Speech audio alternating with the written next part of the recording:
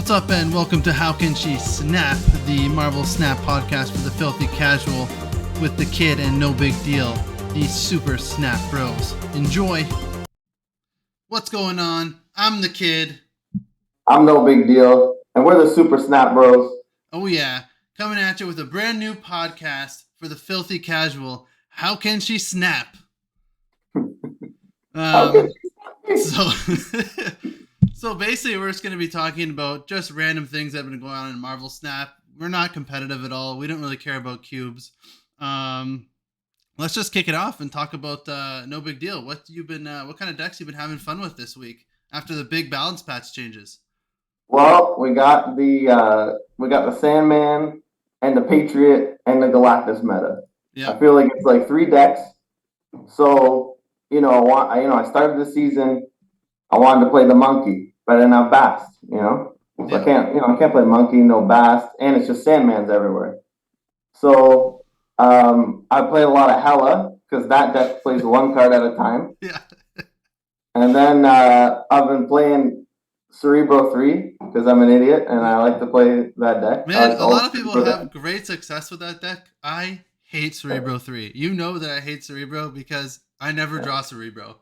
Every time I put Adam in the list. So the Bast hits the Adam, right? He draws you cards. You always draw Cerebro, easy cubes. Yeah. And that one got me to 95. I just got it yesterday. And nice. And then I've been playing Mr. Negative with the spicy tech card Enchantress in my Mr. Negative. Nice. But the stupid OTA changes killed my deck now, so I can't play that one anymore. Well, we'll get into those changes after. But yeah, Cerebro 3 I hate. Hela, I know you showed me that list. I kind of love it.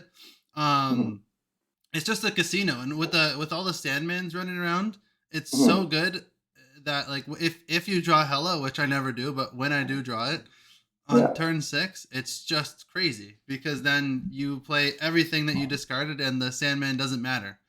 Yeah, it's like a -1 or 2. A lot of the time, and then sometimes you win 4 or 8. It's one of those. So yeah, it's really, I like decks like that personally. To me, it's like Mr. Negative in the fact that you're gonna lose a lot, but then you're gonna win 8 cubes a lot. But in Negative, if you get Sandman, it's just brutal, right? Yeah. You can't play all your zeros, and you're sad. So that's why I was playing the Hela list. It was really good. It was pretty good last season. I copied similar shell off to there was one guy that did top 8 at a tournament with the Hela list.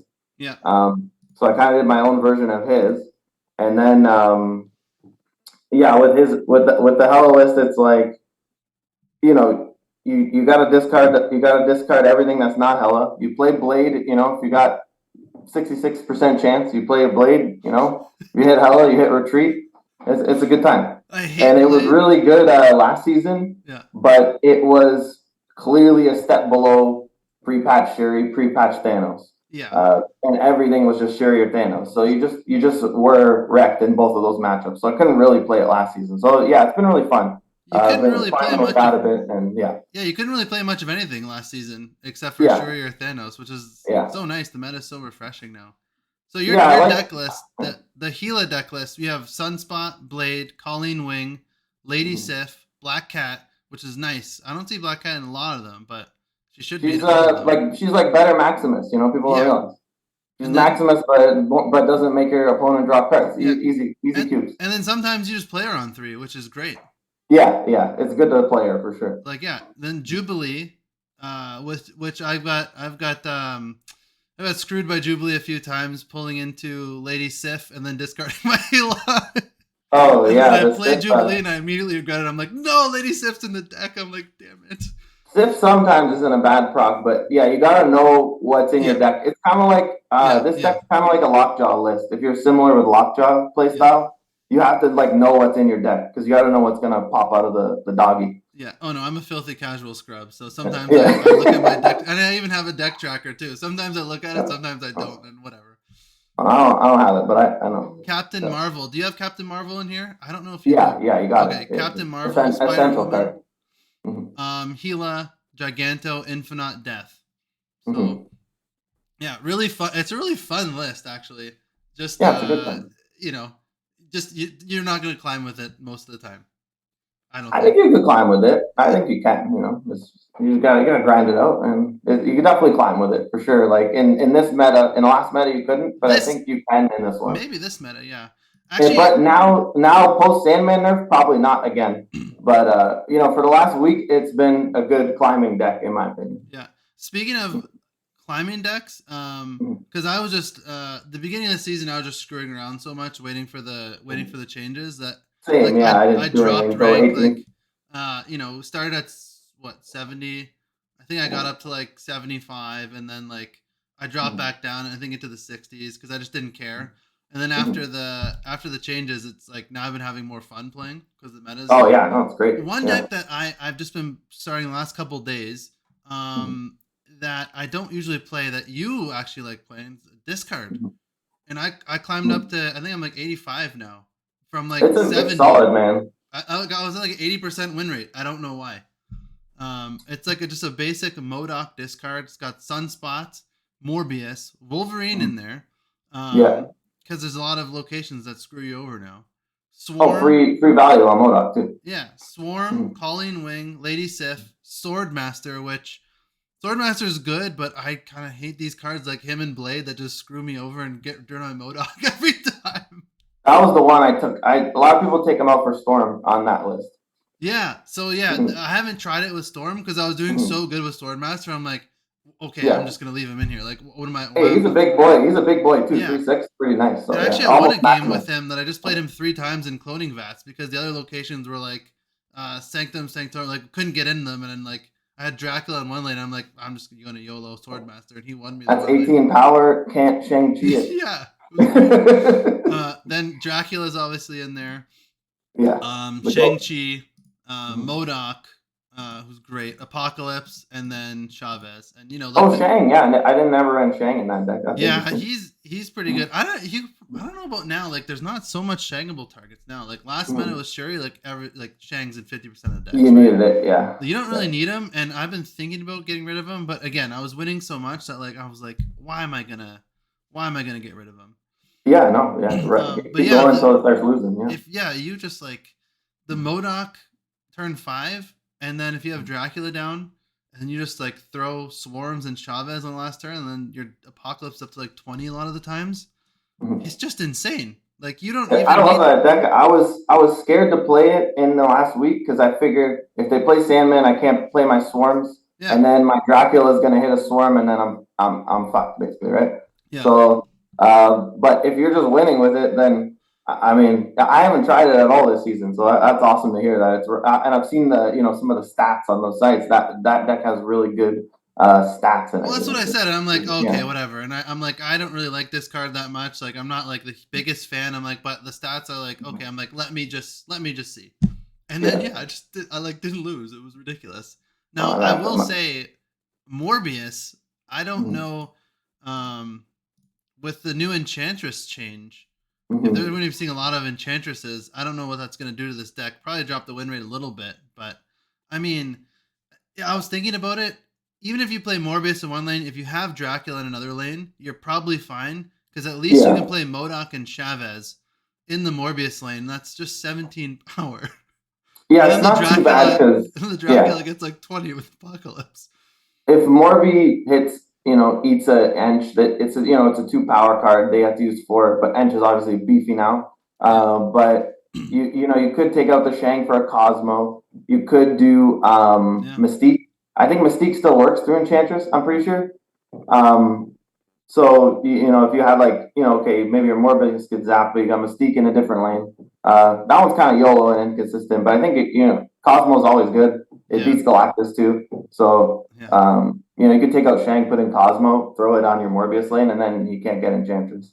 Oh, so speaking of Galactus, I know I just told you, but I just got Galactus. I just became a filthy problem child. The big bad. You got 2 big bads now. The big bad. Yeah, I got Thanos because Thanos was just so much fun, right? So he's great. He's the only one I got. Literally, I just played my first games with Galactus today. And I think I went 4-1, and then the one time I lost was like 2 locations that screwed me, and whatever. What are you gonna do? And I wasn't even mad about it. Like I was planning on losing because you're get the Raptors or something. Yeah. But like I was Yeah, I was just running a generic Galactus. I really want to start running like the turn 6 one because that one seems more fun. And ones with like Nimrod and Destroyer and Taskmaster. I think KM Best had one on his channel. That those ones seem fun, but I'm like, all right, I'll do the generic one. It's like a Yondu, Wolverine, Electro, Wave, Shang-Chi, Hobgoblin, Doc Ock, Null, Galactus, Chavez, Destroyer, Death. And yeah, I randomly pulled a Null like last week. I think I told you, or 2 weeks ago. I like opened like 2 chests, and one was Shadow King. I was not that happy about that. Yeah, one after was Null. So then I was like, oh, okay. Next time I get 6,000 tokens, I'm getting the Galactus. Yeah, Shadow King's a rough pull. Even at 3, it just seems terrible. I don't know, man. They gotta lower it to 2 power. I know. So this Galactus was working pretty good. I don't know.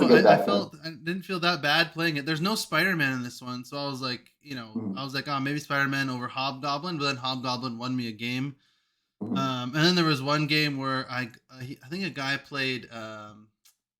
What the heck did he play? He played a Red Skull, and then I Galactus that lane, and then I had nothing else in my hand really, except Shang-Chi, and it was just my Galactus and his Red Skull, and I had him on turn 5 Galactus, so I only had 1 turn left. So then he played. I played just Shang-Chi only, so I had Galactus and Shang-Chi because that's all I could do. Yeah. And he played Destroyer. Oh no! So I got. So he probably didn't have anything to get. I was like, I don't really care about the cubes. I'm like, I'm just gonna see this through. Like, I don't give. Not everyone's got Swordmaster or Black Cat. Like, sometimes you just your card's gonna be over 9. Crossbones, underrated. Yeah. But yeah, so that was hilarious. So I went with Galactus and Shang-Chi on my board. It was only 5 power. It was funny. Actually, no, my Galactus was 1 power because I got Scorpion, so I had 4 power to win the game. Oh my gosh. It was funny. I think that was the first game ever I played with him. I think that was the first game. It was fun. It was funny. 4 power lane, the easy one. That's hilarious. The main deck that I've been playing this season that I had a ton of fun with and actually climbed a bunch with. Climbed a bunch, like, I don't play that much, but like, the 100 cubes or whatever. What Am I's Monkey. The hit. Oh, that was another one I was scared to play because the Sandman. I played in the Sandman. I was beating Sandmans. Like, it was nice. It was like 50-50 or better. Like, they didn't just crush me every time. But I teched in Daredevil. I got rid of Shang-Chi because I was finding that so here's the list. It's the Hood, Sunspot, Iceman, Quinjet, Hitmonkey, Beast, Carnage, Daredevil, Mysterio, Moon Girl, Chavez, She-Hulk. So basically the dream is you have a Quinjet down, you Moon Girl on 4, you copy Hitmonkey, She-Hulk, and then you skip turn 5, and then you do She-Hulk for 1, Hitmonkey for 1, the other She-Hulk for 1, the other Hitmonkey for 2, and then maybe you have a couple demons as well. And then you just you pop off. And those decks to me are the most fun, where you just pop off on turn 6. But yeah, and so the Daredevil was great because, the Sandman turn 4 I didn't really catch, but a lot of times I was finding the Sandman players are playing it on turn 5. So if I could see the Sandman drop, I just dumped my hand. Oh, okay. You dump on 5. Yeah, dump on 5, and then then I would have like a She-Hulk left over or the Chavez left over. Chavez for sure you have to play on 6 if you want, but. The Daredevil, and then maybe now you do the beefy Enchantress snipe Sandman. Same turn. 100%. I'm taking Daredevil out and putting in the new Enchantress. 4/6 in this deck is ridiculous. Yeah, actually that makes sense. Yeah. It's just gonna be. This is gonna be great. Only thing with her is she might get stuck in your hand. But I mean, he had Shang-Chi in there, so it's kind of same thing where you can't, you don't want to clone your Enchantress, obviously. Yeah. No. But whatever. If it's just like one card that you don't want to clone, it's still like very playable. So. Yeah, we'll see. I'll test it. If it's crappy in the deck, then I'll take it out and put Daredevil back in. It was working pretty good. Daredevil was sick, man. That's a sick card. Yeah. Yeah. So. The only other one I played because I saved up 6K tokens. I had Kitty Pryde pinned. And they just refused to let me buy her. And now everybody's getting 8,000 back. I don't get anything because she didn't show up in my shop for like 3 days. So thanks, second dinner. It was fun. I didn't do anything for 2 weeks. So, but with my 9,000 tokens that I had saved, I bought Thanos. Yeah. And so I played like 5 different Thanos decks. I haven't tried the Death one, but pretty much every other one I tried, and I like the ongoing one the best. But again, now that we got big Enchantress, I don't even know if it's going to be playable now. But maybe. I got a lot of cubes on the ongoing Thanos list. It feels like stupid strong. The stones are ridiculous and really fun to play. It's fun. The Thanos ongoing that I have that I was playing. Thanos is always just fun with the stones. Yeah. I had Ant-Man, Goose, Colossus. Oh yeah, I put in Colossus. I forgot what was in there before, but I didn't like it, and I liked Colossus. He was feeling all right for me.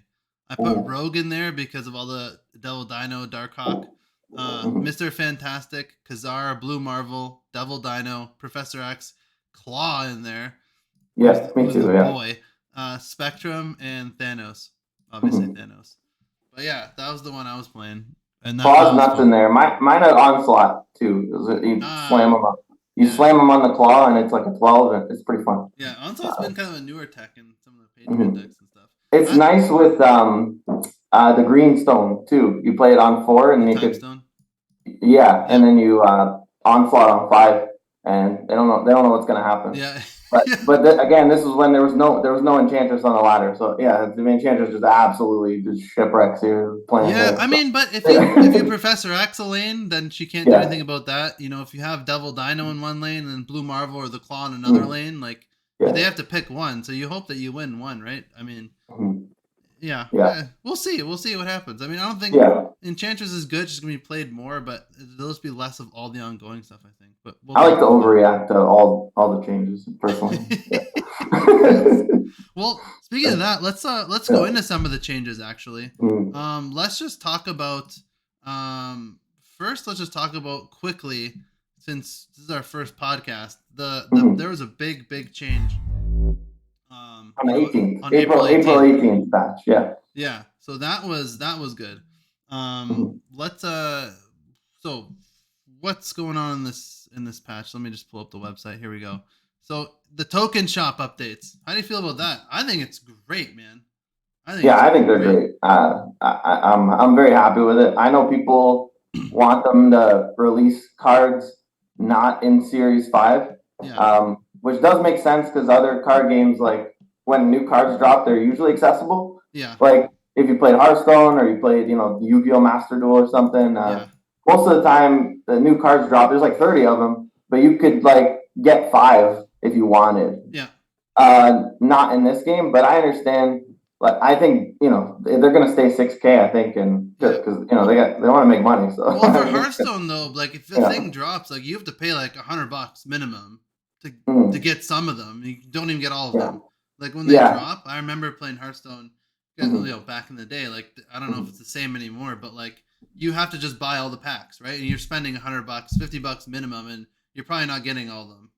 Okay, so it's the same model. I don't remember Hearthstone being like that, but I guess I didn't pay to win. Yeah, they just drop like 100 cards, and then you have to. Then there's like bundles, right? I don't know how much, $50, $100, whatever it is, but like you have to buy a bunch of the bundles to be able to get all the cards.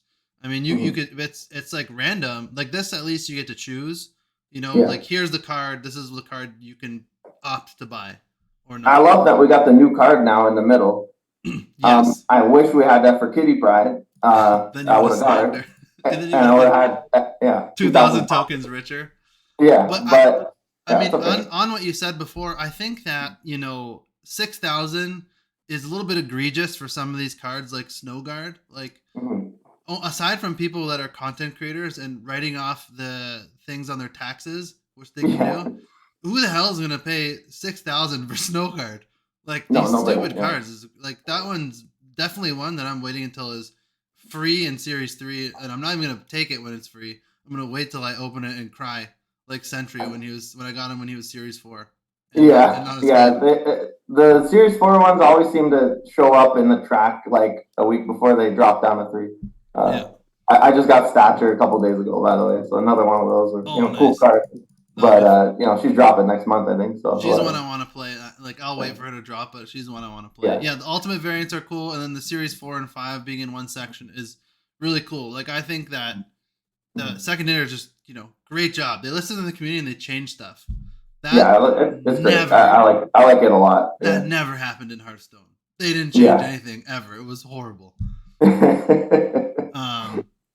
But at least there was arena. So if there's crappy cards that you can never play, you could at least just draft them in arena. But anyways. Hopefully we might have that eventually. Yeah. They're doing the conquest in June. That should be fun. And then I don't know, maybe by next year we'll have a Snap Arena. Who knows? Yeah.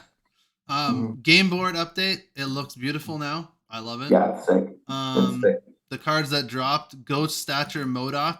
Yeah, any of those that you would take for 3,000? I mean, we both already have MODOK. I don't think I would play. I don't think I would pay 3,000 for Ghost. I thought about it to do like a Thanos Valkyrie, like just to have. I mean, with Valkyrie coming down, like Valkyrie's coming down, Ghost might be pretty good, just so you throw priority and you can just Valk them, but not for 3,000. I don't think, in my opinion. I don't know, man. I don't know about Ghost. Doesn't seem like a good card to me. I think you could throw prio, like for the most part, if you want to. You could just like not play cards, and then you just don't have prio, right? Or play everything on one lane. Yeah.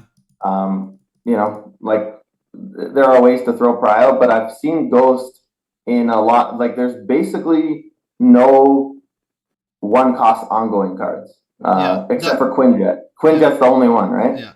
And you can't play him in Spectrum list. If you do like a long Spectrum or something, I think Ghost would be really good in a list like that. I was thinking Ghost and like a Thanos control with some ongoing tech. Yeah, exactly. Like ongoing, just because it's a 1/2 ongoing. Yeah. And then like you said, you know, obviously in the Thanos version, you throw in Valk for sure because you're gonna have all these little stones, easily fill up lanes. So like I don't know, but other than that, I would never spend 3K tokens on it. I think MODOK's worth 3K if you don't have it, and you like discard. I think that's definitely the only one. Great season pass card, just great. Just helped out the archetype so much. Well worth it. Not overpowered. Not a piece of crap. Just great job. I wouldn't grab Stature personally. Just from playing it for last couple of days. Yeah. It seems like it's a fun deck. It's pretty cool. Hitting your opponent's hand is actually sick. Like sometimes you hit the nuts, like you hit the Patriot, you're like, all right, GG. Yeah. Even I've seen some people with like Stature and just Stature and Moon Knight, and even the Moon Knight with the Disrupt, you know. Yeah, I was playing Moon Knight with it for sure. Yeah, just if you're gonna do it, I threw Black Widow in there too. Just just Iceman, Black Widow. I want to be as much of a piece of shit, annoying player as possible, and just completely wreck their hand. And it's pretty good, but I wouldn't spend 3K tokens on it. I don't think it's worth it. So. Yeah, that one's kind of like, to me, like maybe it's worth it, maybe not. If you like the archetype, it might be worth it, but probably just wait. But I think it's a really good card. I think it's slept on a little bit, and once it goes to Series 3, I think there'll be some ridiculous decks. It feels strong. Like, feels really strong. I mean, just turn 6, you play a 5 and a 1/7. I don't know if this makes sense, but I think one Stature drops to Series 3, and there's more decks, and you're able to play her. I'm pretty sure I'll be like, oh, this would have been worth 3,000. I feel like that's gonna happen. Do you know what I mean? But I'm not gonna pay 3,000 now. No. Yeah, I don't know. I wouldn't do it. We need more cards. We need more discards. It's just Black Bolt and Moon Knight. And the cards that dropped to Series 3: Shuri, Bast, Valkyrie, Super Skrull, Black Panther. Shuri, not many people play. Bast, great. There'll be a lot more Bast decks. Valkyrie is becoming popular, and I think the surpriser is Super Skrull. So many people are playing this card now. It's great. It's everywhere. I see it everywhere. Well, until we got the OTAs, but in the last week, the ton of Super Skrull all over the place. So it was great. So let's talk about some of the balance updates kind of quickly, because we'll get to the newer stuff and not go to the old stuff. But it's been a week, so we could talk about how these affected the meta and stuff. Shuri, what do you think of the meta the last week? Love it. Like before pre-OTA changes, just April 18th to now. So I liked it better than Shuri Thanos. I didn't see, like, there was Sandmans, but the Sandman decks didn't offend me too much, honestly. And even the Galactus doesn't. I don't get that bothered by it too much. If I'm playing it every single, like the Shuri Thanos was like 80% of my games I was playing was Shuri or Thanos. It was bad. Now it's not. Like, I see the occasional I think I've seen some of the stats, like the Galactus is 10%. If I'm running into Galactus 1 out of 10 games, well, I don't care. Who cares? Leave. If it's bad, leave, lose a cube. Not a big deal. If I'm seeing it all the time, it's oppressive. And if you're seeing Sandman all the time, it's oppressive, especially because I love Hitmonkey. People who love Sarah, if you want to, crap out all of your hand on turn 6, you can't do that with Sandman. So it's, but I liked it pre OTA, like pre OTA changes. I was having a lot of fun seeing a lot of different things. I like it a lot, and I'm a little rattled about these OTA changes now. Not to jump to that, but just to talk about the last week, I thought we had a really good, healthy meta. Yeah. I was seeing ton of Sandman, Patriot, Galactus. Felt like almost all the games were one of those 3 decks. Yeah. For I don't know, for the guys I was running into.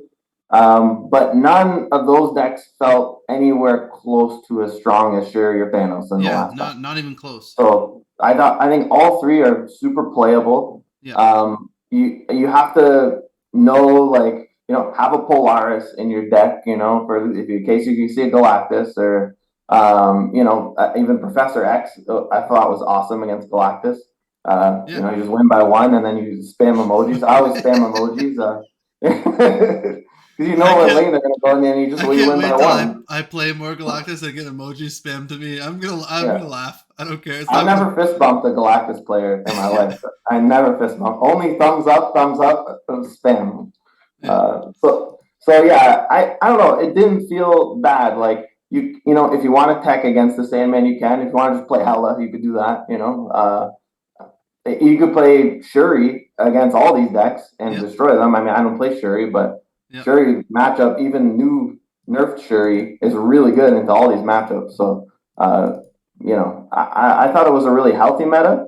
And now that they're just nerfing Sandman like crazy, I'm kind of, and I wasn't playing Sandman at all. So, don't think I'm like, oh, I'm playing Sandman, I'm mad they nerfed him. But I kind of wish they would have kept him, because it didn't feel like it was that crazy of like a win rate deck. All the stats were coming up like 52% win rate, whereas Shuri was like 60 plus all the time, right? I don't think so much as the win rate. I think so much as that if you're designing a card game where you want your players to play cards, and then most of the deck, I think it was like 20% of just people are playing a card that doesn't allow you to play cards, it's just bad for fun. Never mind, like, the deck's good. It's just less fun for people. I think that's probably why they did it. Is that something that you agree with? I don't know. That's reasonable, I guess. It felt less oppressive than Leech, I guess. Like, Leech was brutal. Yeah. Leech on 3 was like, now I can't play the game. And turn 3 Leech, I got so mad when they had Sandman affects both players.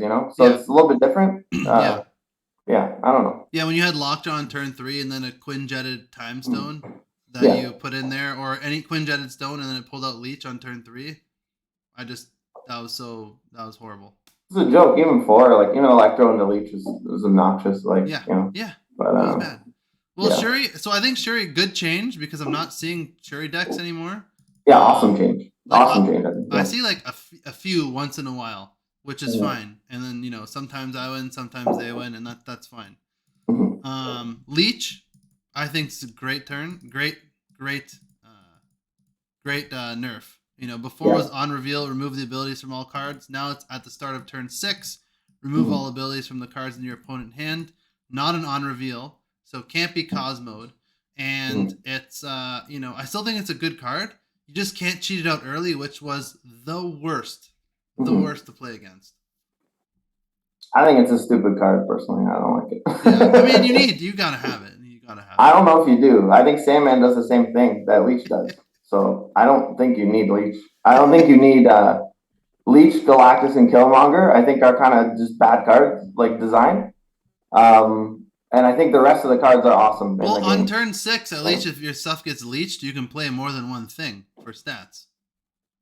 Yeah. And if you're playing a deck that has like Maximus and stuff like that, or Red Skull, then I don't think it's bad now, but I think the card might be maybe not playable now. Like, it might be like a really bad card now. I don't know.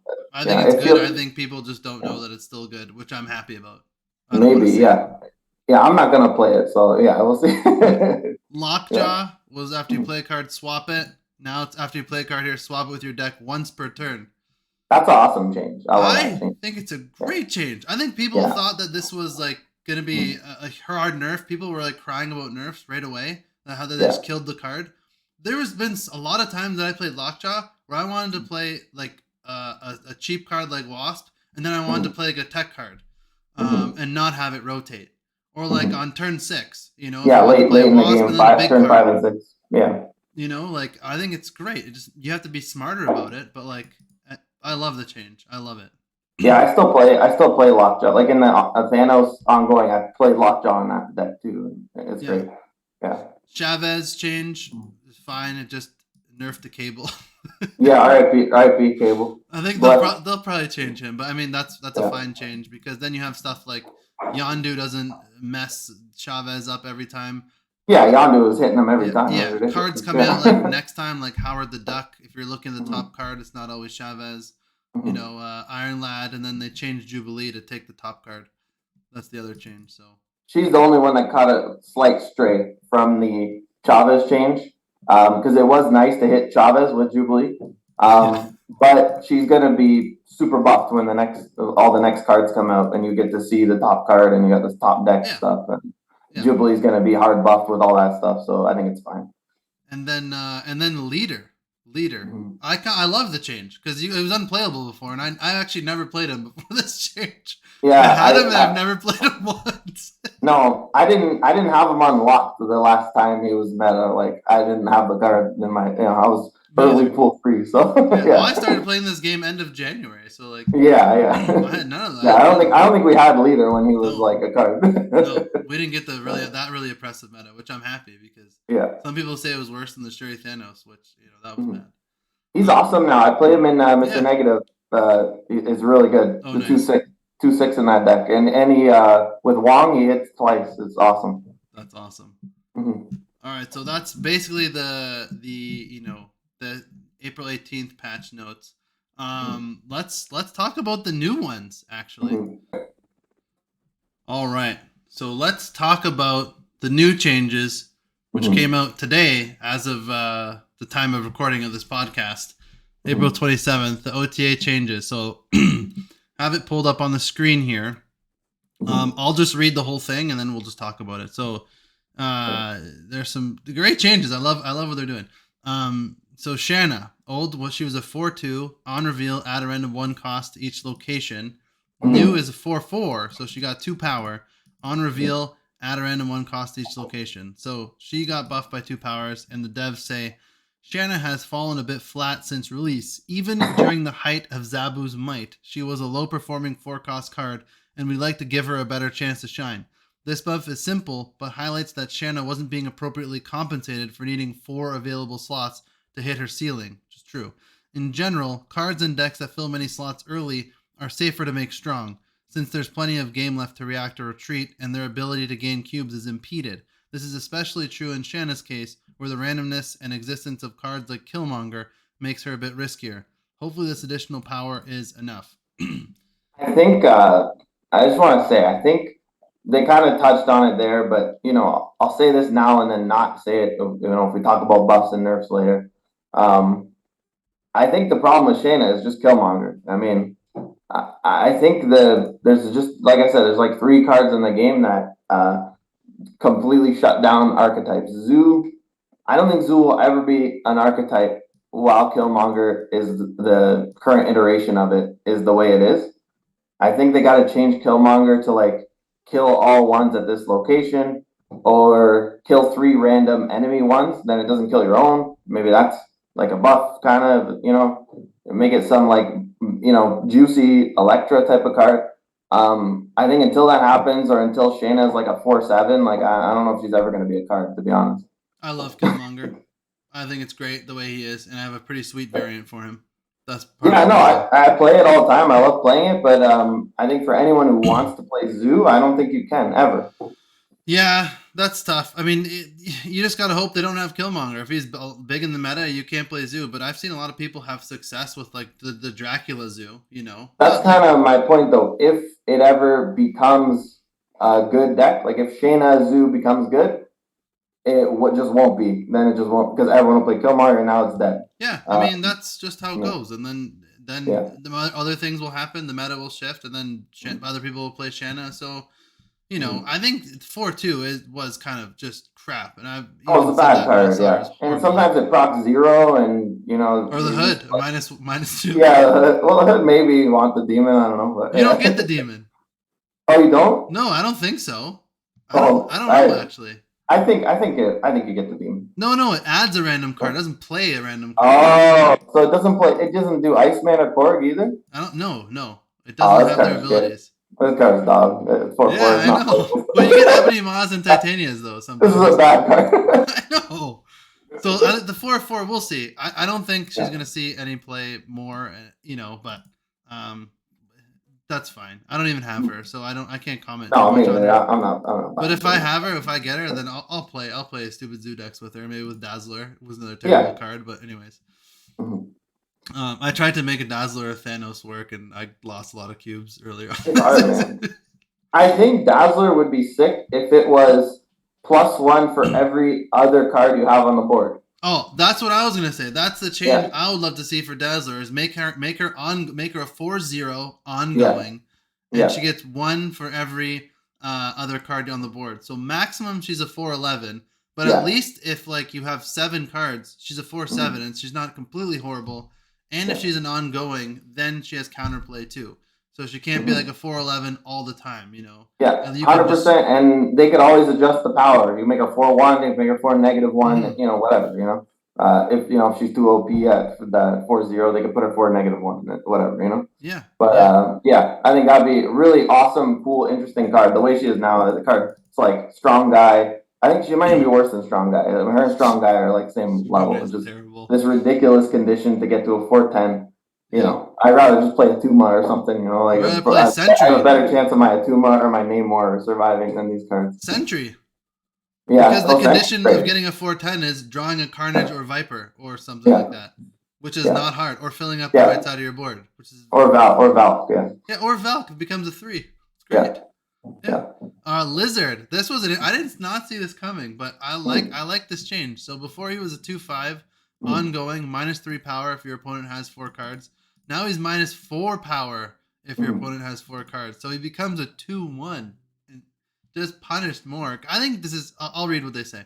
When one card becomes a clear outlier on play rate because it's playable in a huge number of decks, that's something we flag and keep an eye on.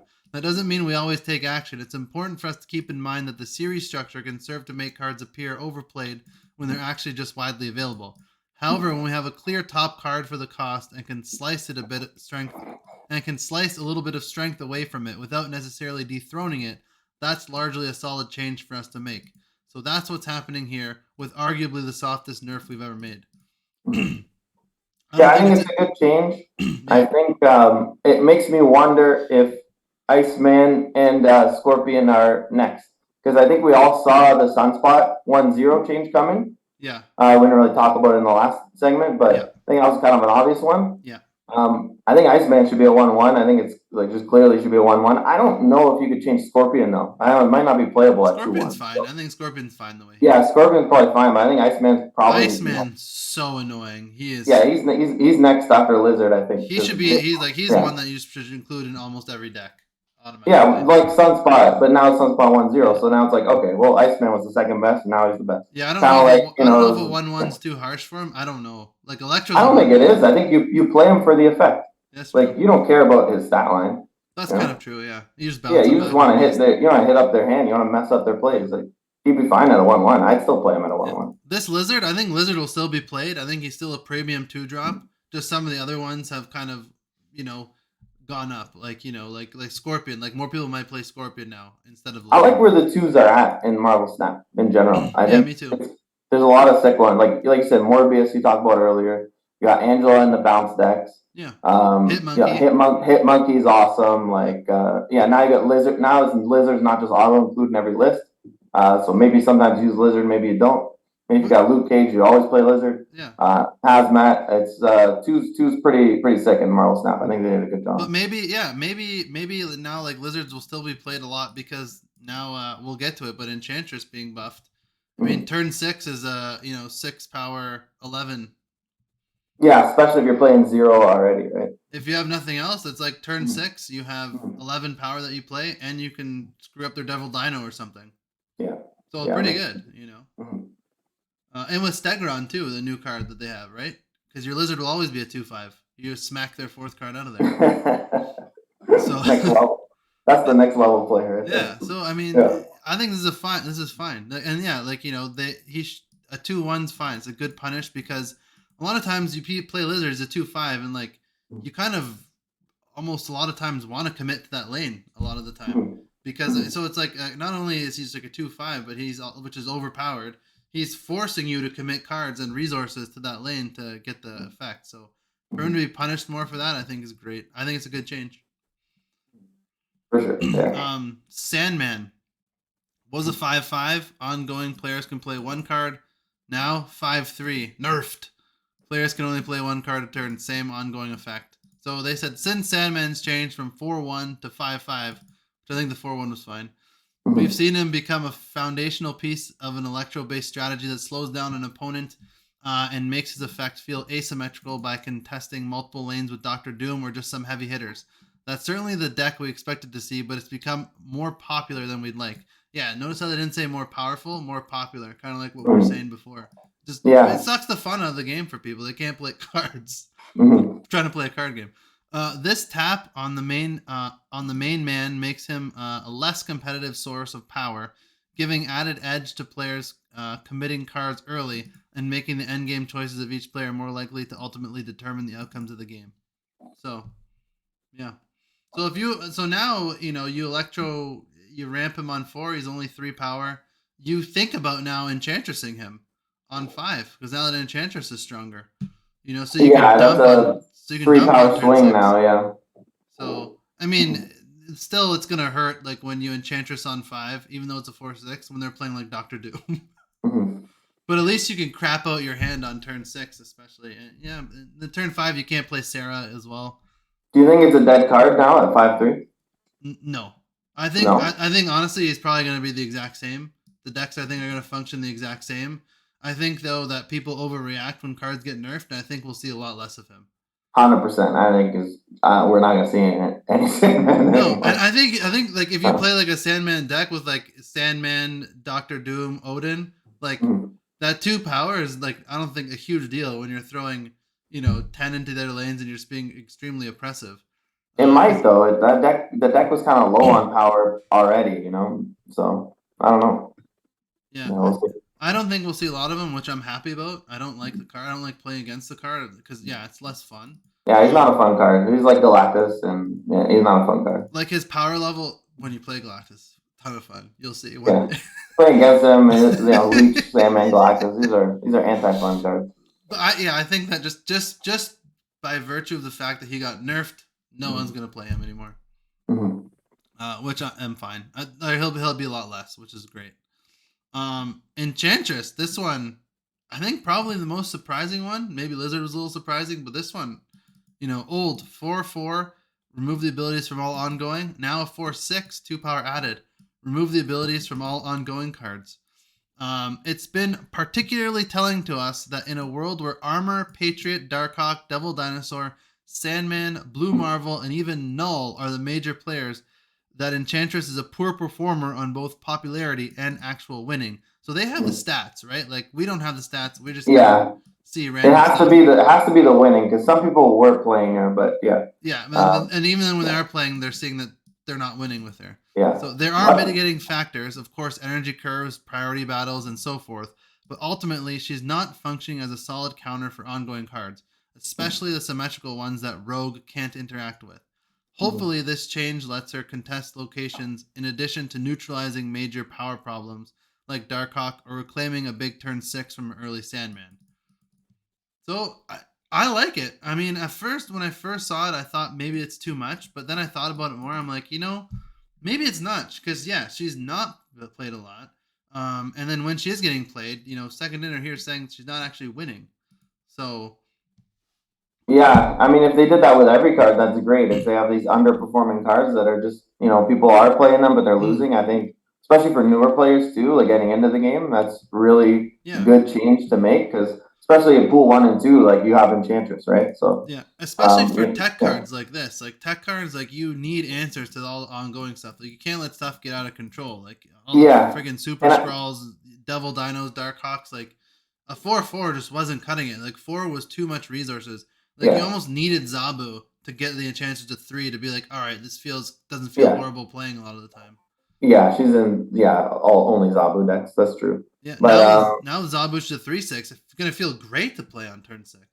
I thought it was an interesting change because I saw she was like 8 or 9% of decks or something, and I said, well, that's like reasonable for a tech card, right? Like not every Yeah, card has to be Shang-Chi and then 50% of decks, or Cosmo or something. yeah, Or I think those cards are just like bonkers and insanely powerful. yeah.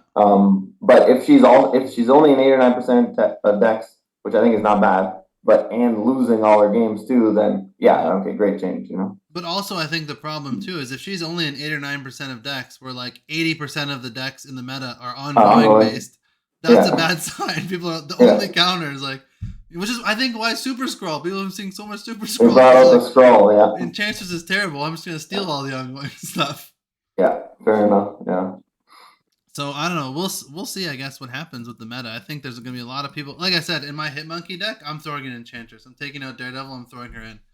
She's gonna 4/6, be and I have everywhere, a man. counter. If I don't draw Moon Girl, it's gonna be a great turn 4 play. Everybody has Enchantress. She's gonna be everywhere. Yeah, yeah.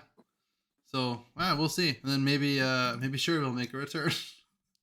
Oh man, No, I doubt it. But um, yeah. So those are the changes. What do you think overall of the changes? I'm surprised they did 2 power changes. I thought the OTAs, since they're doing them weekly, Mm-hmm. I don't think you need to do 2 power. Just do another power in a couple weeks. Well, at Uh, least if it's yeah. too power, if it's too strong, next week they can just bring her down, right? No, I'm happy with it, but I'm surprised. Yeah, yeah, Like, I just when they said it, like, oh, we're doing these every week. There's gonna be 4 cards change every week. I'm like, okay, well, it's just gonna be little tweaks, little tweaks here and there, and meta's gonna slightly change. But no, it's like, okay, Sandman, like yep. into the sewer, and then Enchantress, like, okay, she's like White Queen with a more powerful effect now. It's like, okay, Jesus, people are already playing White Queen, so yeah, I don't know. It's like pretty crazy changes, and yeah, it's fun. I think bigger changes are funner for sure. So Yeah. I like it. I like it. I'm into it. Yeah. All right, so let's go to a segment that we're gonna be calling Swap Stonks. Snap. Snap Stonks. When I say swap, I can't talk. Yeah, that's okay. You So got stonks. you want to explain what it is? Well, each of us are gonna pick a card, and the card's either gonna be stonks or not stonks. So cards on the rise are stonks. Cards we think are kind of going down are not stonks. Maybe they just got nerfed, or maybe they're in a deck that now is gonna be good because it's not a Sandman meta anymore. So Yep. yeah, that's pretty much the segment. All right, nice. So I'll start off. This is really going to be an obvious one, I think. But I think Enchantress. I think she's stonks for sure. I think she's going to be on the rise. Everyone's going to Bye. Yeah, everyone's going to start playing her. I think just because there's been so much Patriot on the ladder recently.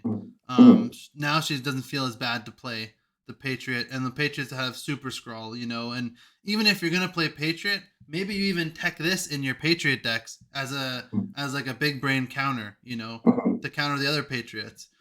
Yeah, Which kind of like you with play a Super Patreon Scroll. on a different lane, yeah, for sure. Yeah. Like I said, I'm gonna put her in my Hitmonkey deck. I think you just put her in like a lot of decks now, and just YOLO her because she's a 4/6, which is not a bad stat line. And I think arguably any deck that has Zabu, like having her in there, was great with all the ongoing cards that have been going around. Yeah, I guess you're happy. Before it was mega feels bad to play around 5 to zap a Sandman, for example. Yeah. And now it's like, all right, 4/6 is kind of nice, so it's okay. Yeah. Yeah. So that's and you go crazy on 6. That's my stonks. Mm-hmm. Who's your stonks? My stonks is the guy who was the season pass card to start the season, the Hitmonkey. You had the big Hitmonkey, everybody's excited, and then everybody runs into Sandman, and everyone's very, and Shuri was still rampant for 18 days of the first month, like so you want to play this Hitmonkey deck, you want to play the new card, and you can't. And I think now the floodgates are open I think Hitmonkey and any kind of miracle deck. I mean, maybe Cerebro too, maybe whatever. But any kind of go wide deck that doesn't just lose to a single Killmonger is really strong now. So I think Hitmonkey is stonks. I mean, he's gonna be stonks for me because I'm gonna play a bunch of Hitmonkey now. I'm actually really excited. What about not stonks? I guess I have two. Again, one's more obvious, but I'll go with the less obvious one. I think Super Skrull is not stonks. Let me pull him up on the screen here. Where is he? There he is. Because I think he was just a random happenstance of everyone just started playing him. I think a couple probably big people started playing him, then everyone started putting him in the decks, and he's fun and I think he's good. But I think now with the rise of Enchantress, I think he's going to be pretty dangerous to play. Yeah, he was standard in the Patriot list, like the main Patriot list, because it's unbelievable in the mirror. If you copy Patriot and you have your own Patriot, it's ridiculous. And if you run into Darkhawk Dino. So any Patriot or any Darkhawk Dino Skrull is like a beast. But yeah, now with Enchantress, all those decks get absolutely wrecked. So yeah, I mean, I still like the card. I still think he's such a cool card. But I just think that because I think he was kind of like not really a meme, but like just everyone started putting him in decks. And now I think that everyone's going to have Enchantress in decks. I think he's one that's going to naturally suffer and come out. Like, I don't think people, because there's going to be more Enchantresses, I don't think people are going to stop running Double Dino. They might include more Cosmos, I was just going to say, if we want to throw a quick third stonks, I was thinking that too as we're talking about it. I think Cosmo going to be stonks. Yeah, I think Cosmo for sure will be stonks. He's a good Yeah, because if you want to just play the Dino or Darkhawk, either one, or the Ronin Master Mold, whatever. Yeah. People already did it with the Shuri list, so it's not like a secret. You could just hide behind your Cosmo and put your big cards. They did it for Shang-Chi, and now you could hide from Enchantress. Yep. I think another non-stonks. Who is yours? Before I don't want to just the Patriot, man. Yeah. It's always a solid deck, I never think Patriot's like a bad deck. It's kind of boring to play. I never played it, honestly. But I've played a lot of Patriot. It was like the game gave me all the Patriot cards at the start of Pool 3, so it's like all I could play. It's kind of boring, but it's super powerful. It's a stupid amount of power across 3 lanes. But Enchantress, man. Enchantress wrecks this deck. You can't really play you can't hide behind a Cosmo in the Patriot deck. It doesn't work with the sequence of the cards you want to play. So because you want to play Patriot on 3, and then you want to Mystique on 4, because you want to play Ultron or Doom or whatever, or Onslaught on 6. Yeah. So it's not like Cerebro where you hold till 6 and then you play Cerebro Mystique. Yeah. So your cards are kind of just dangling out there, You got your little Patriot, he's sitting there, and then Chanty's gonna come in and just zap him in the face. So not stonks. Not stonks. Yeah. And then my other one is probably just Sandman. I think he got nerfed and people aren't gonna play him as much, and I'm happy about it. Exit live. Yeah, that's it. It's exit Sandman, not enter Sandman. Sandman, there you go. New song. All right, so that's it for Snap Stonks. I guess we could talk about in general. Something I wanted to talk about was, these weekly changes, these weekly over-the-air changes. Do you think they're good for the game? Do you think they're bad for the game? What are your thoughts on them in general? Just having. I think they're good. I think been a greasy basement dweller for a long time. I've played a lot of games at this point, and games that don't get balanced do become stale. Some of them, you get the odd one that ends up being okay, the Brood War, Smash Bros. Melee, or something like that. But most games, especially card games like this, that you're constantly releasing new cards. I think they're really good. I don't know if they need to do 2 power at a time, but I'm happy with it. I'm here for it. I'll be playing the game. So I think it keeps people engaged and it's fun. Yeah, I love it. I love it. I think it's amazing for the game, and just because I used to play a lot too, but I used to play a lot of Hearthstone back in the day, and they would like never balance, man. It was like horrible. If you got into a horrible meta, you were stuck there for a long time, and it was Yeah, like it's weird because that's a Blizzard game, and on StarCraft, they would balance it all the time, and they would make new maps and stuff. And like StarCraft was awesome because they would yeah, constantly balance the game, and the patches were really good in that game. So so far, I think almost all the changes in Marvel Snap have been really good. The Wolverine change was great. The Shuri change was great. Leech, they did a great job, and I like the Enchantress buff, and the Sentry change is really awesome too. yeah. So yeah, I really like the changes. And even leader, even for them to be like, okay, we Yeah. over nerfed the card, let's go back and redesign him. Yeah. I don't know another. I mean, I don't play games all the time, but I don't know like another developer that does that kind of stuff. You know, That's true. Yeah, in a big game quickly, like too, this, within a couple months. Yeah. and not only that, like listens to the community. Like they're active on their Discord, and then they're just like people are like, hey, this is a problem. This is crap. You know. Now you know that it is a problem if you have a bunch of like keyboard warriors getting their pitchforks out, be like, oh, you know, Sandman sucks, oh, Leech sucks, you know, which they did suck, and I agree with the changes, but I hope that there's not like a huge outcry every week for like you know to for a card where the people hate, you know, it might just be that's how society is, but how people are, but like I kind of love how it is. There's no card right now where I'm like, man, this is so oppressive, I hate it. I'm having a lot of fun playing. Well, that's why I was kind of saying earlier that I didn't mind the Sandman stuff too much. Yeah. Because I don't want to be like whining about a new card every week. I mean, the Shuri stuff really was like you're either playing it or you weren't, you know, and you know if you weren't, you're probably losing. Like so, it was bad. But Sandman was very playable into. So that part, hopefully they don't like follow the pitchforks every week, but we'll see. Yeah, so I love the weekly updates. I love it, and even if they miss on some, if a card is too powerful or you know a card doesn't help, then they can just change it back next week. So I guess we haven't seen them do that because this is like the first major OTA. Like you know, and they had the Red Skull one a couple weeks, like a month ago, but still. Yeah, I guess I was gonna say Red Skull. They did that. They buffed them and then they nerfed them again. Yeah, that was a random YOLO OTA, but now we'll get the weekly one. So we'll see if they screw one up or not screw one up. You know, if they like one becomes more powerful than they thought, we'll see if they revert it back the next week or something. Yeah, I think and if they do that, then I'm all in, man. That's I think they will. I think they will for sure. Yeah. All right. So what about some cards buff or nerf wish list? What are some cards you want to see buffed? What are some cards you want to see nerfed? Well, I don't know. I haven't really thought about the buff category. I mean, just all the cards that aren't played, you know, would be cool. Like, you know, Medusa, you know. I'll talk about some buffs then, because I don't really for nerfs. You know, I personally I can't think of anywhere I'm like, oh, this needs to be nerfed. It's horrible. I think okay. Let me talk about a change that I have in my head. All right. Because you're a filthy Galactus player now, right? Yes, for the last like 4 hours that I've had Galactus. What do you think about this? What if he only killed the planet to the right, but he's like a 6'5" or 6'6" or something?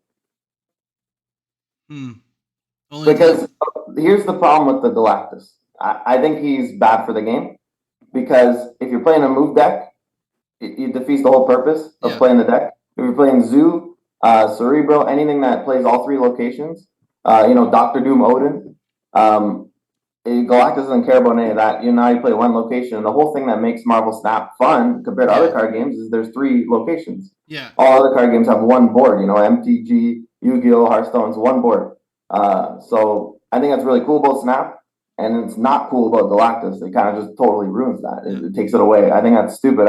But I think it would be cool if he just blasted one thing, and then that would almost be a buff because it's controlled. You know which one you're blasting.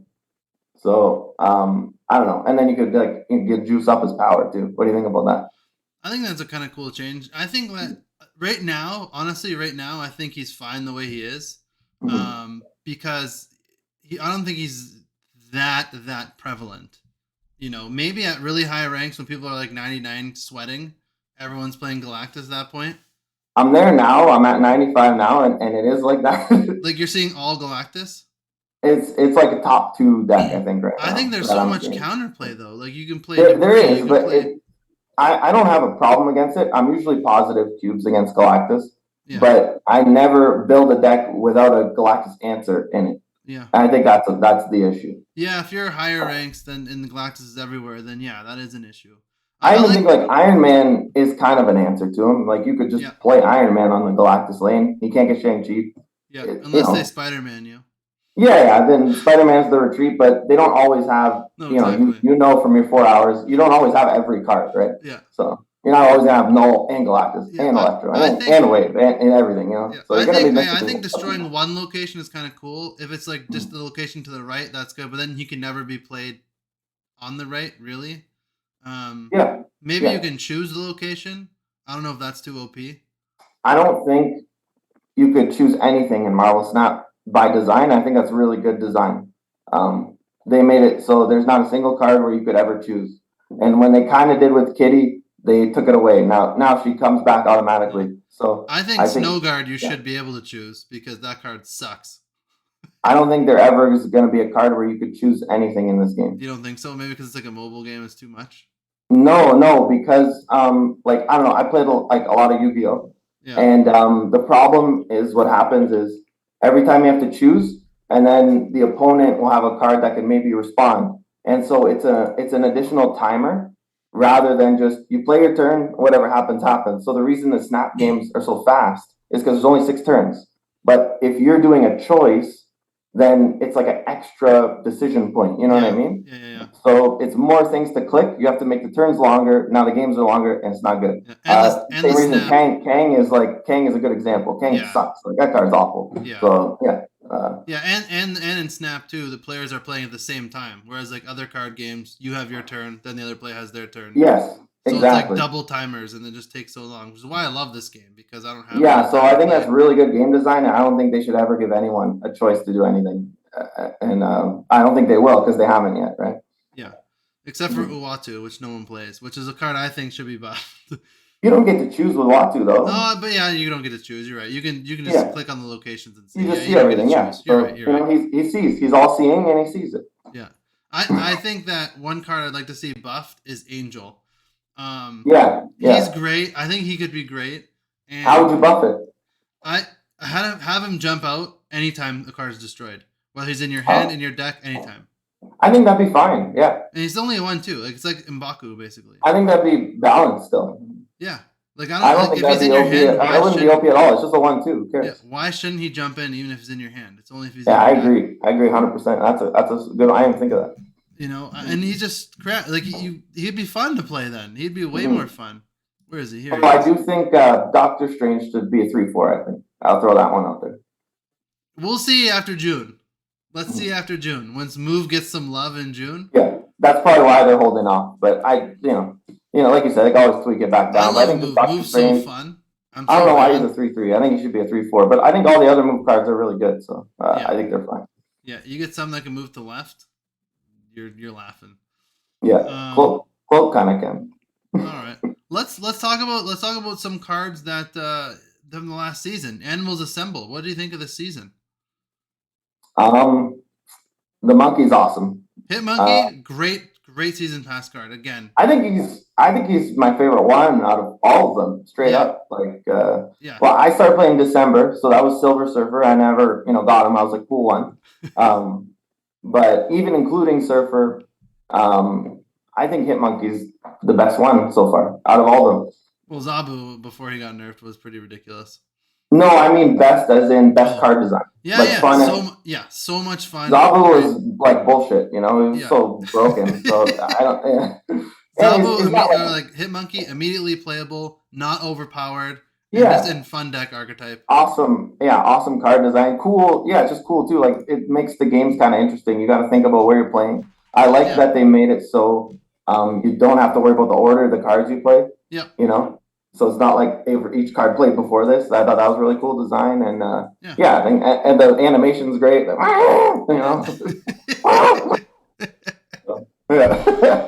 Yeah, he's awesome. I love it, man. But the rest of the cards this month, I don't know. I'm not buying any of them. Are you? No. I mean, Jeff would be the only one I'd consider, but not at 6,000. If you like Cerebro 3, Jeff, or any Professor X And now Sandman's getting nerfed. I don't know. You don't even need it for. You can play him with the Sandman. Yeah, Snowguard is embarrassing that they put that out for 6,000. If they ever change their thing where they drop cards, that should be an immediate Series 3 card. Yeah. Put it in, let people spend 1,000 if they want to get it. I think that's reasonable. That card's not worth more than that. Anyone that spends 3,000 on that card, only because it doesn't work with half the locations. If it worked on every location, then great. I don't know how many bundles people will buy if there's Series 3 new cards. They have to put in more cards though. They have to start doing 2 a week or something, which most other card games do. They'll do 30 in a month. I don't mind 1 a week, but I mean, especially. No, I don't mind 1 a week too, but I don't think they'll make money on 1 a week if any of them are less than 6,000. I think they will. There's so much art. They'll be ridiculous. If they make them 3,000, they'll, for some of them. Yeah. Maybe not direct to Series 3, and I get they got to make money. I get it. Mm-hmm. I'm fine with it. It doesn't offend me the way the system is. But yeah, at least put them in Series 4 and then wait so now if I want to play Snowguard, I got to wait 4 months or whatever it is. Not that that would be the dream. Maybe every month you have the first 2 go right into Series 4, and then the last 2 are kind of more bigger boss type guys Evolutionary or whatever. Yeah. And or even Stegron, and those go to 5. You know? I'm fine with cards that are decent starting at 5. Yeah, Jeff and Snowguard would make sense to go straight to 4 or cards, 3. Yeah, no, Jeff I think is fine at 5 because he's been playable. I've seen him in a ton of decks and people are using him. Yeah. So cards that are immediately playable and can actually fill a role right away, I think is amazing. They can be Series 6 or Series 5, Series 6, 6,000 tokens. Mm-hmm. But yeah. Yeah, all right. So we're back because we're too poor to afford Pro Zoom. So it kicked us off.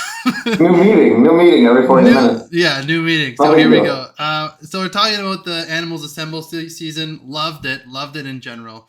Really great better than last season for sure. Yeah, I had a ton of fun, and it's too unfortunate because the last season was X-Men. X-Men are so fun. But yeah, I think just because the Shuri meta made it horrible. But Stegron, what do you think about him? I think he seems to be a pretty cool card. Not powerful, not anyone I would ever spend 6,000 tokens on, or even 3,000. I don't think, but I think he'll be a cool card. I do like the idea of him for sure. As is now, I don't know. I'm not I'm not an expert on the meta or anything. When I first read it, I said this is a shittier Juggernaut. So yeah. I don't know. I do like. Obviously, it's different. Yeah. Stegron can move a card if it's already there. Yeah. So that's pretty nice. It's gonna have some different niche uses, but Juggernaut's 3 energy, and Stegron's 4 energy. Yeah. And like you said, there's gonna be no choice in this game. It's always gonna be random. Yeah. So they have more than one card there. I don't know, man. You're spending 4 power. You're not got Enchantress as a 4/6. This guy's a 4/5. He hits a random card. I like the idea of him. I like his animation. Yeah, it's fun. It's with great. The tail is awesome. Yeah. But I don't think I would play him in any deck currently, unless it's maybe a Kingpin deck. No one. I don't think I've heard anyone talk about this. Mm-hmm. This was a nerf to Orca. Orca can only be in one lane. You Stegron over. We got OTA changes. They Enchantress is a card that gets played. Orca, your Namor gets buffed, and Orca's just sitting there oh, what are we doing? And now Stegron comes in, and you can just Stegron the Orca lane and screws up Orca. Ruins everything. Sad whale noises. Sad whale noises. But yeah. Oh my god. So I guess I'm excited for the next season's going to be Guardians of the Galaxy. Nebula looks like a fun card. High Evolutionary. I mean, let's talk about this topic. Cards we're excited for in the future. Well, I mean, okay. I'm fired up for High Evolutionary. Yeah. I do want to say really quick. I was just saying with Stegron doesn't look like a real card and looks kind of weak to me. I don't know. It might be strong. I don't know. But Nebula looks broken. Yeah. That looks like the best one drop in the game. I don't know. Maybe I'm reading it wrong, but I read it once. I'm like, this is the best one drop in the She game. looks Even good, with and she'll make the Guardians of the Galaxy better too, because people have to play cards in that lane, and then you get Rocket Raccoon, Star Lord. that card is nutty, right? Because I think does she for sure? But do you want to? Do you have the card? Maybe I'll pull it up. Yeah, you want to talk about yours? You want me to pull her up? Yeah, I'll talk about mine. I think mine, the one I'm excited for is Ghost Spider. I know it's in June, but still, I think it's a season pass card for June. I like Move as an archetype. Ghost Spider is a 2/3, and the description is on reveal. The last card you played moves here. So now finally, you have a way to move cards, to the right. So it's like a space stone, but it's not delayed on a turn. It's kind of like Cloak, I guess, right? But like it just happens right when you play it. Right? It brings it's an Iron Fist. It's an Iron Fist to her basically. So, but you could do same turn as Iron. Oh yeah, Iron Fist. You could do same turn too. Yeah. Like if you play like Vulture on the left lane and you play her on the right lane right after, then Vulture she'll pull Vulture over. Yeah, that's the right lane. That sounds absolutely filthy. Yeah, then you could cloak again, then you could do all Heimdall. So that'll be fun for movement, and that'll be such a mind. That'll screw with people's minds. Like just any card that you play at any time can just be moved. Like you're gonna be thinking about that. Like you just throw Ghost Spider in like a Patriot deck. Like you put your Patriot, and then you put your Patriot down, then you play Ghost Spider on turn 4 to screw up the Enchantress play. Yeah, with all the Enchantress. Like, there's going to be so many mind games. Like, I don't know. I think it's going to be a fun card. I wonder if you can move how much energy is the card? 2. 2? So, alright. So you play Magic. then Professor X, and then, no. I wonder how that'll work. Professor X, you can't move there after. It's just. It can't be moved. Yeah, okay, I'm sorry. That was stupid. That's why I'm a filthy casual. Yeah, no, we're all filthy casual. Magic will move it, but it won't do the on reveal again, though, right? No, I'm saying because you need to get to 7 energy. This was for the reason. I see what you're saying. You're saying Ghost Spider. That'd be hilarious. All right, you play Wong, then you play Psylocke. That'd be hilarious. GG. Oh man. But yeah, that's the card I'm the most excited for. So who are you? I'm fired up for High Evolutionary, but real quick while I got it up here, not to get too off track, but that's fine. Nebula, because we're talking about these cards, and this is the next season pass card, so it's coming pretty quick, probably a week from now. This card will be out. I'm pretty sure this is the best one drop in the game, like straight up. Each turn, your opponent doesn't play a card, you're +2 power, and it's a 1/1. I think it should be a 1/0, honestly. Each turn your opponent doesn't play a card here, except the turn you play this. So I guess, it's almost always going to go off once, right? This is pretty much always going to be a 1/3 because there's only 4 spaces on the board, right? And it's 6 turn. My math's not crazy here, right? Yeah, no, you can move it, right? Or you can move, like you'll have cards that can move out of the lane.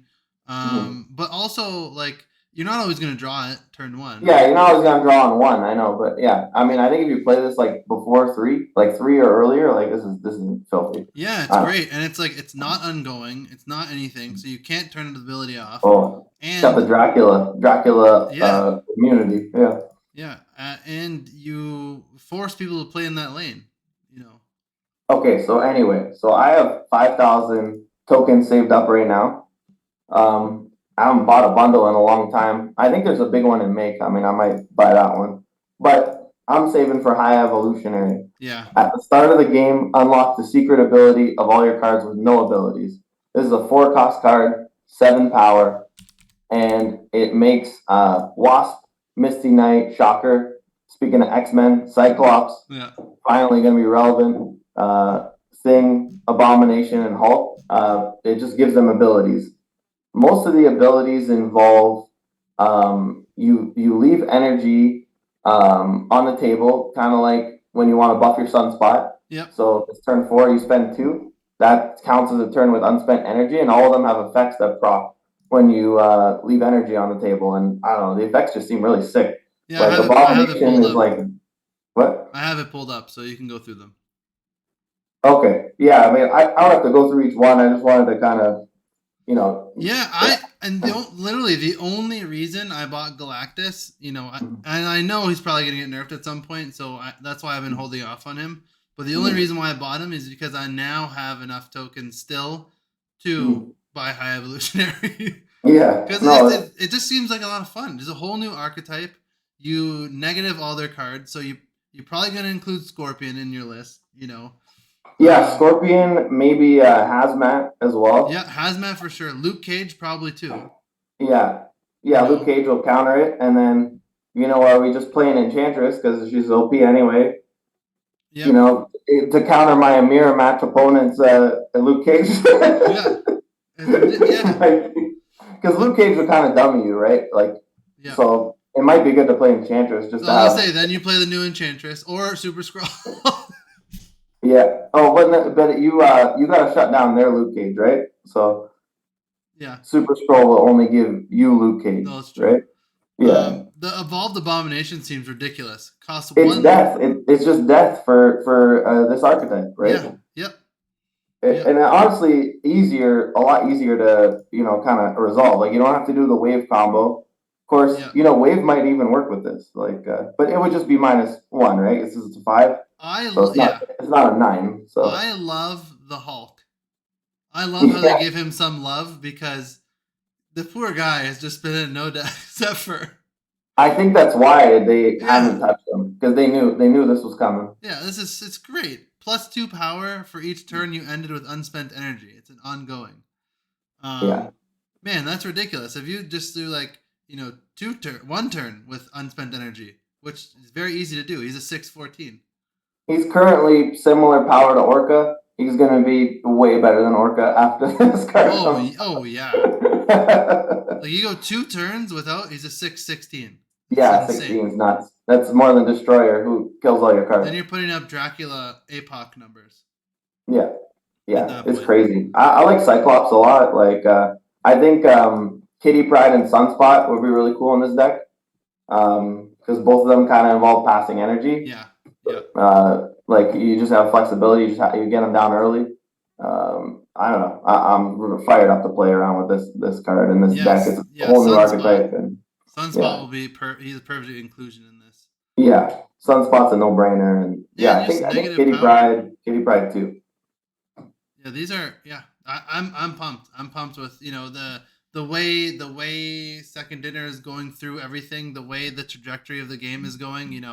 I'm excited, for everything that comes. Even though I don't play 5 hours a day, when I do play, I'm really excited to play, and it's I don't know, I'm pumped, man. Next season's gonna be great.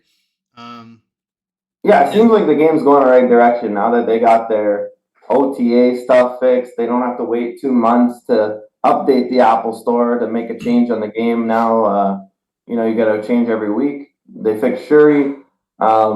It's fun. I mean, you go on the ladder. It's all kinds of different decks. Like you said, you're playing discard and winning, and it's great. You could play almost anything now, and it's awesome. Yeah. No, I love it. So yeah, I think that was a pretty good first podcast there. That was a strong fun. We went over our Zoom, our free Zoom time a couple times. Yeah. Zoom cucked us a few times. Yeah, maybe we'll do less topics next time, but it's okay. It's the first one's gotta be a big boy. Just go on Discord or something. Yeah, we'll figure it out. But yeah, the Super Snap Bros. So we'll have our YouTube channel out, and it'll be great. All right, bro. It's been fun. Any closing thoughts for you? And good luck out there. Take it easy. Rock and roll. Let's get it. Oh yeah, the kid. See ya.